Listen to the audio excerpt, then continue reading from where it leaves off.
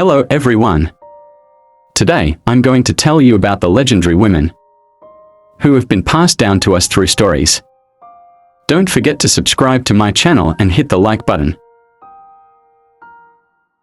Sacagawea. Sacagawea. What's the real story behind this strong Shoshone woman's name? Hey everyone. Let's talk about a vital figure in the history of this land, the Shoshone woman, who journeyed with Lewis and Clark. But what do we really call her? Many of us grew up hearing Sacagawea, pronounced Sahkajweer. Often taught it meant bird woman. But did that spelling or pronunciation ever feel a little off to you? Among the Lakota relatives, bird woman is Zitkala Winyang. And interestingly, they did know her and referred to her by that name. But the story has layers, like braided sweetgrass. The Shoshone perspective, her own people. The Shoshone hold that her name is Sacagawea, meaning boat launcher or boat pusher. The Hidatsa perspective, the Hidatsa, with whom she lived after being captured, likely by the Crow Nation, who often raided west, rather than the Hidatsa, who were more settled farmers and traders, called her Sacagawea, pronounced Sahkajweer, with that TS sound blended. This name does mean bird woman in Hidatsa. So where did that J sound even come from?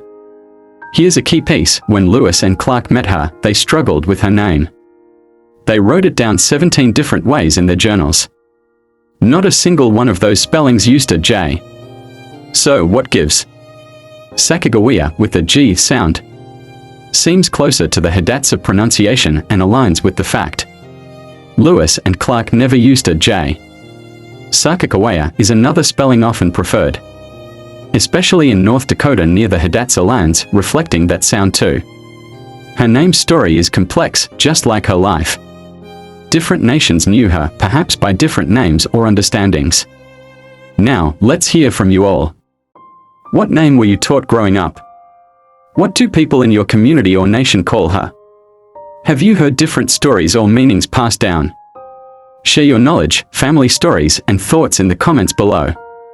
Let's learn from each other and honor the legacy of this incredible Indigenous woman. Gouyen was born in 1857 into the Cheyenne band of the Chiricahua Apache. Her name, Gouyen, means the one who is wise or wise woman. A legendary story of her bravery has been passed down in Apache history. After her husband was killed in a Comanche raid, Gouyen sought revenge.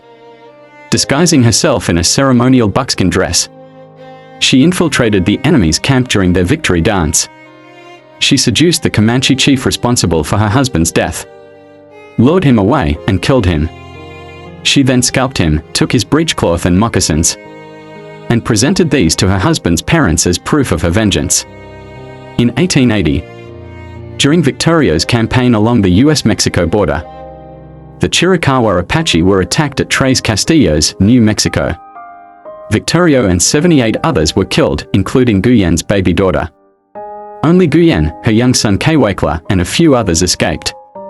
She later married Kaiteni, an Apache warrior who also survived the Battle of Tres Castillos. Together, they joined Nana and Geronimo in their resistance against US forces.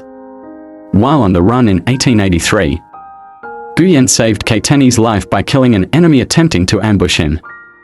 In 1886, when Geronimo and his followers were captured by the US Army, Gouyen and her family were taken prisoner and sent to Fort Sill, Oklahoma, where she lived until her death in 1903. A true warrior and symbol of Apache resilience, Gouyen's legacy remains an inspiration.